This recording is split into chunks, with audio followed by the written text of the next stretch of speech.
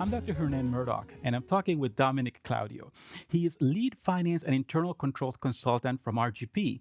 And one of the things that I like to do, Dom, is talk to people about where they grew up, because we know we spend a lot of time talking about internal controls and risks and technologies and procedures and frameworks, and that's all good, of course.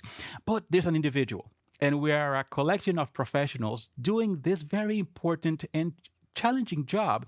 So I like to start with the individual as well. And part of that is finding out where people grew up, where they acquired the kind of character traits that brought them to the point where today we're having this conversation, and that we then look at you and say, well, this is a very accomplished individual, someone I look up to. That's why you're here. And how does that help to frame who you have become? So let's start there. Where do you grow up, and how did that upbringing help to frame and shape your values and your character? Okay, yeah, that's fine. That's a good question. I mean, so I grew up in New Jersey in a middle class family.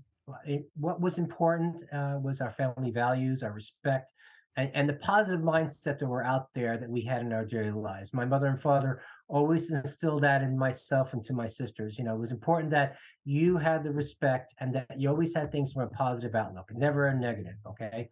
Our philosophy was, what helped me in my career is what I want to do in the opportunities that I had and the companies that I worked for to be successful, and I carried that through. All along my career path, I was looking, to develop knowledge and expertise. I've always taught that, learn from, others' examples, always pick that up and use that as part of your growing and as a tool for you to become an expertise or gain that knowledge. And I did that, in a lot of my internal audit practices. And I developed best practices, how I developed on risk-based controls, how I use that as part of Sarbanes-Oxley or SOX programs, and which actually worked as developing ethics and compliance programs for a lot of major companies. So over time, that information that I gathered was a building block and a testament for me to understand and how I would share that. And I always felt that knowledge was important to share with others because I felt the importance of having knowledge and sharing it show what type of person you are, and they show the experience that you had and developing that as part of that going forward. And that's why, as part of my consulting profession right now, I find that training programs such as the Institute of Internal Auditors, as well as with ACI Learning, I can give that information back. Well, Dominic, I think it's great. And a couple of different things that you mentioned I'd like to highlight here. One of them is respect. And I think that that is a very important trait as we think in terms of internal auditors and the challenges that I have witnessed over the years being in this profession, where some people have this power trip, right? They have this chip on their shoulders where I work for corporate, I walk around, I have this authority to compel people to do things and provide documents and give me access to things. Really, if we take a softer approach, we are able to accomplish a lot more and achieve the respect that we keep talking about. It is not a matter of being feared as auditors, but being respected as auditors. So I think that respect is a very important trait that definitely, it sounds to me, helped shape your career. The other Right. thing is in terms of 100%. knowledge, the inbound direction and the outbound. So the inbound in terms of always having that desire to learn, and then in terms of what you just explained at the last part there of your when you're answering my question, in terms of sharing it with others, right? As an instructor, as a teacher. So I believe that that is also very important. So as we think about our careers. Now, you mentioned quickly in terms of what you have done later in terms of becoming a consultant, but how did you make that transition, right? As you went through your educational path and then you ended up in something that eventually got to where you are now. But how did you enter this field? What are some of the things that shaped that career project progression for you? That is great, and I'd love to talk about this. It's amazing. When I started, I didn't start in internal audit. I basically started, in finance and controllership positions Mm-hmm. early in my career. And basically, like to say, I was always on the other side of the table where internal auditors were always there asking me the questions, identifying processes in place, and then how we could go ahead by identifying those processes, identify efficiencies in that process to make things work more effective and better. Mm-hmm. I started really learning about that, in my career with financial services, healthcare companies, consumer products. That I actually, in midlife, I actually went and became an internal auditor, and started learning about the importance of having good controls, good processes, understanding of how people interact with each other. And that's key, because processes also are not just all computerized, but need to be from an individual perspective, the human element side, and understand how people understand that and what's important. Because if people don't understand what they are doing, then how they can say that their processes are effective and understand them. So I became more involved, with audits, understanding and assisting, audit teams on identifying what were the controls in place, helping process owners understand what they were doing, not just like pushing a button or pushing a paper, but understanding what was the importance of these controls and how they were integral as part of that process. I think that becomes a really good growing interest from an internal audit profession, is that you want people to understand that they are an important part of the cog of the wheel, and that their importance plays to that internal controls, and plays to the importance of how that process is going to be important for the company in its short term as well as long term, and developing certain skills. And I think that was one of the key things that I found that was important to me. Like when Sarbanes-Oxley was rolling around, I found my niche, and I found an area where I found that I can help develop and understand controls, whether it be through Visio or whether through understanding that, and helping managers understand this is important and how we can document it, as well as identify if there are any gaps in that process as part of our testing and our controls process. So it really, the other side of the table was really important. And I really do have to admit that these people work very hard and are really key individuals as part of an organization's growth. So your experience started as a practitioner. So you were on the business side of the organization, and then later on you became an internal auditor. So for those individuals who perhaps did not have the benefit of being working in the business and then moving into audit, I would imagine that perhaps our rotation program is a good way to help auditors acquire that experience and have that experience where they understand the other side, right? Be 100%. the client, so that they can empathize and understand how things really happen. I like what you mentioned there as well as about the individuals, because quite often, and this is one of the things we also have learned in the profession, is that in many cases when things break down is because an individual either did something that they should not have done, or they did not do something they were supposed to do. So, and it could be a part of it could be lack of knowledge, could be lack of motivation, could be sabotage, etc., etc., etc. But there are people behind a lot of what goes on in organizations. So understanding that dimension, I think, is very important as well. Now, I have a question for you in terms of the quality of our work, right? We're always trying to improve what we do. And I like to think in terms of faster, cheaper, better. I like to use those three words to describe that quality element in what we do. So if you were to think in terms of how we can go about, and as a profession, how can auditors do better reviews? What will help improve the quality of those reviews? What are some of the things that come to mind? I think just from an overall arching umbrella, I think the first thing internal auditors, compliance, or whatever, you need to understand what's the corporate culture of an organization. Mm-hmm. Understand the individuals that work there, how they can be motivated, how they interact with individuals, and how that's going to affect the company's long-term strategy. I think one of the things that where auditors can improve the quality of that is understanding that. But in addition, I also find that auditors are not providing efficiencies in an audit business process. Right now, everybody's strapped for time. Mm-hmm. Everybody's looking at it and said, how quickly can you get this done? And what happens is you then lose the quality of that audit. You're sacrificing time rather than the quality of the audit, not understanding how this is going to affect the corporate strategy, how audit clients need to understand the businesses and the reviews that's going to be meaningful to the process owners and to managers and to executives of the company. They want to find out and say, okay, are we doing well? Are we fine? That's great, but in addition to efficiencies, where can we provide benefits to the organization and use it as a stepping tool for everyone in the organization? I think that's where we need to develop a spotlight on internal audit teams and what they could do, and that is partnering with management and making sure that their work becomes something that's really important and focuses on how to make the company better. I like what you highlighted there because in many cases, what happens is we're in such a hurry to number one get the reports out, and there quite a lot of conversation in the profession around that metric. How long after fieldwork you get the draft report? How long after the draft you get the final report out? So that metric is watched very closely. But the other thing has to do with, are we just providing a list of issues?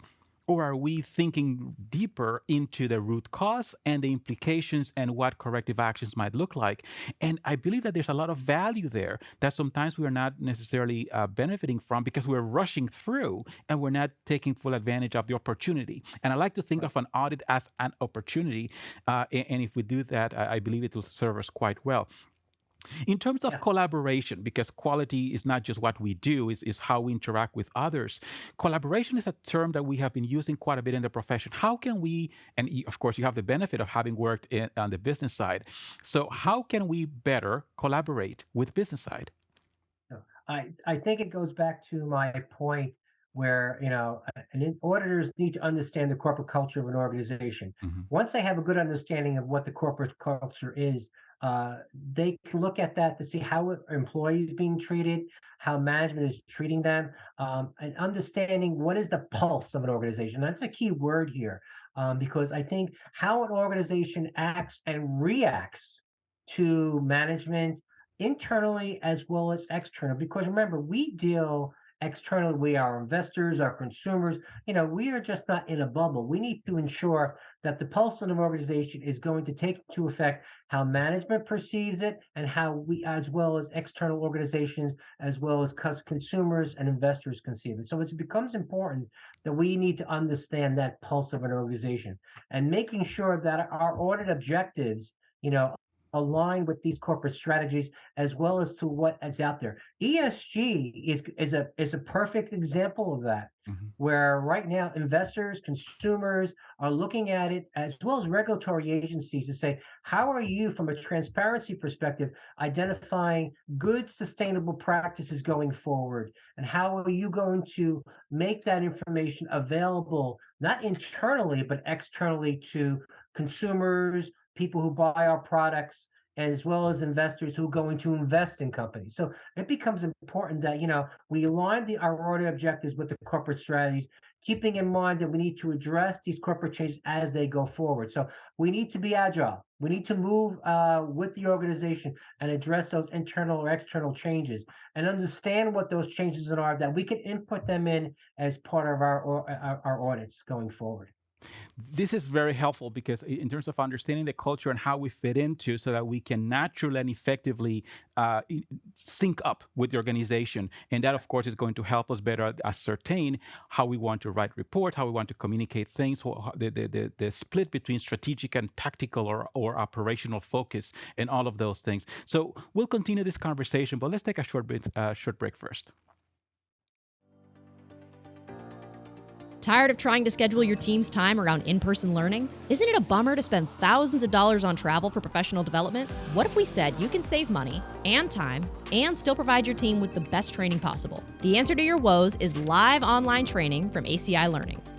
With live online training, we provide our top in-person courses in private, online, instructor-led formats. You get to provide professional development in a manner that fits today's expectations. Entertaining, convenient, and effective. Our exam-aligned courses inspire the full potential of your team. Visit virtual instructor-led training at ACI Learning for more info. Welcome back and continuing our conversation with Domenick Claudio from RGP. So, as we are looking at the different things that we need to audit, right? And right before the break, we're talking about strategic versus tactical or operational and transactional type activities. But let's talk about technical for a moment. We audit a lot of technical subject areas. And one of the things that always becomes a question mark is, well, how do we audit that? How do we interact with the people who oversee and run the technical side of the organization in terms of systems and platforms and so on? What kinds of things do we need to keep in mind so we can work more effectively with those individuals? And I think you touch on a very good point, Hernan, because in any internal audit organization or staffing, you have your business process, financial process, operational processes, but then you have your IT processes, your technology, your controls, that are run daily on data systems. And there needs to be a marriage of that information amongst auditors, like a cross-functional training. Because I find today that there are a lot of auditors that perform audits in technical areas that may not have a good understanding or the knowledge of those areas, Right. as well as the IT controls that need to be addressed. They may have great expertise from financial, operational, or SOX-minded areas, but from an IT, it becomes important that they understand that. So I think it becomes important that we as auditors or our audit teams give the time to make sure we have sufficient amount of time and training and knowledge to understand what controls from an IT perspective are going to affect the business area. Mhm. And to understand that so that we can get a general good understanding on how we address our controls, whether it be from an operational or financial perspective. We've many times I've seen audits where we've said, okay, here are the controls, here's where you have gaps, but not really understanding how that system collects that data and provides that information so that management or business process owners can use it. So it's important that we take the time to train individuals and make sure auditors who are assigned the projects have the proper due diligence to go ahead and learn about these systems and gain that knowledge in specific areas. One, it becomes a training for them on how they can develop fundamental tools on IT controls, but it also gives them the opportunity to help provide efficiencies from a business perspective where in IT they can look at things. So I think if anything, auditing technical areas is more of a learning experience and developing those controls to help them get more rooted in those business processes. You're raising a very important point there, because as we look at what's happening now and what's likely to happen in the future, we have seen this migration, right? Again, financial controls and dynamics are still important. We have the operational and how processes work, and all of that is very important. We spoke briefly earlier about culture as well, but the technology piece, whether it's RPA, whether robotic process automation, whether it's artificial intelligence, machine learning, there's so many different things happening in the financial in the technology sphere that we need to be knowledgeable about it, because most of the organization's success depends on the effectiveness of those systems working the way they're supposed to, and the business model in many cases is going to depend on that as well. So Right. understanding how these things are deployed and used becomes very important, which brings me to my next question, which has to do with skills. So what kinds of skills and competencies do you see as being gold as we think about the future of internal auditors and compliance professionals?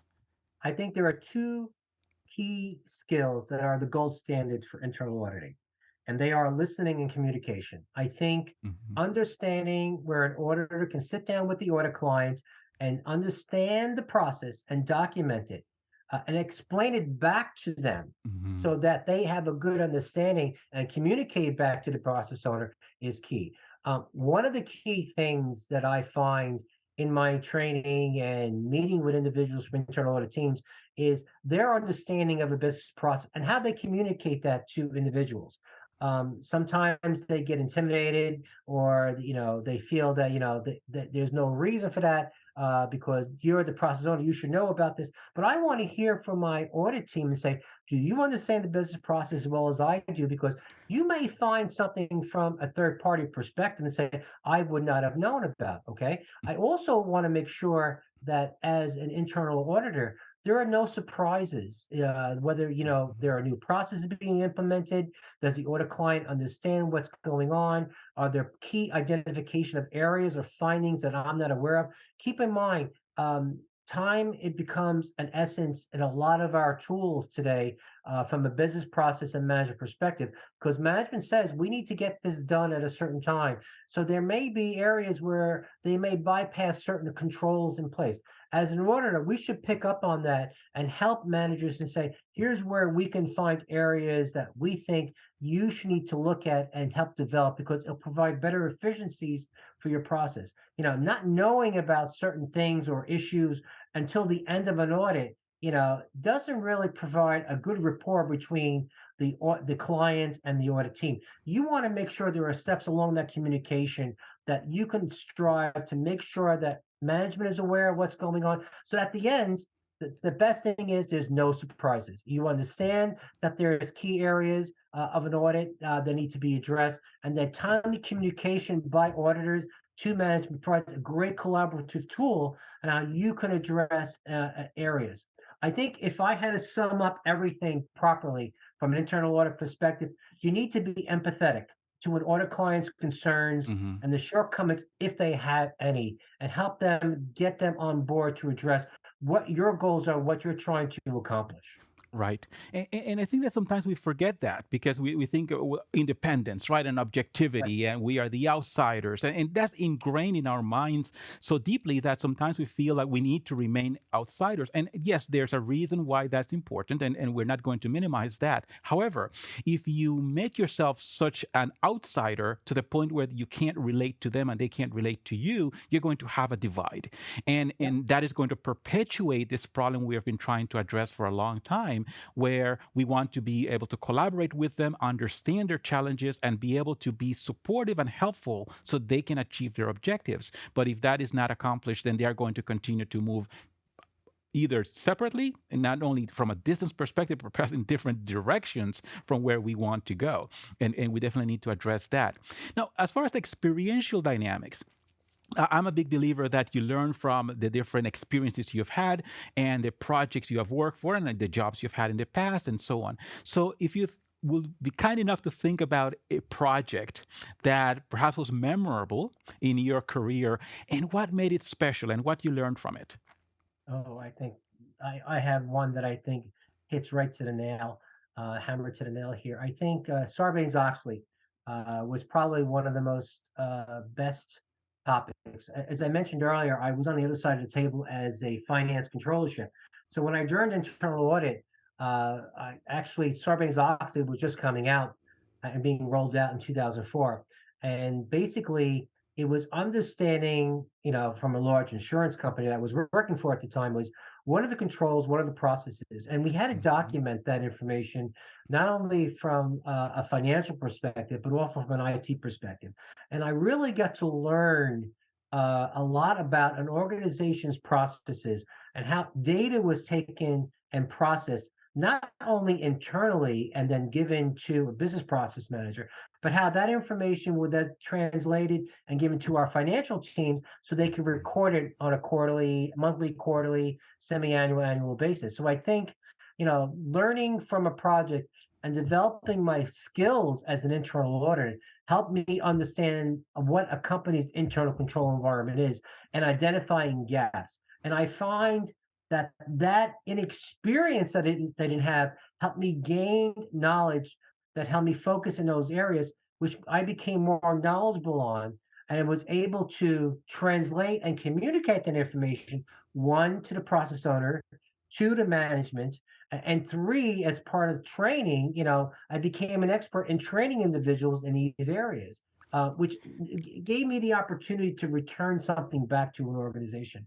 And I felt like developing that learning experience helped me as an individual, as a person, and also helped me develop a solid foundation on what we want to do from frameworks and processes, which is, if you think about it, is exactly what ESG is going to be all about. It's developing, making sure you have proper sustainable frameworks in place, proper controls and processes. Which standards are we going to be using going forward? So I think what I've learned is going to be definitely a great springboard, but what we're going to be going to with ESG in the coming months and future. That's great because in many cases, people look at Sarbanes-Oxley exercises as being very repetitive and prescriptive and narrow in focus. But you definitely were able to look at that from a bigger perspective, and also, in addition to what you did in the core, as far as those internal controls over financial reporting, look in terms of the communication dynamics and the education that can also elicit. So now, one last thing I would like to ask, and that has to do with advice for people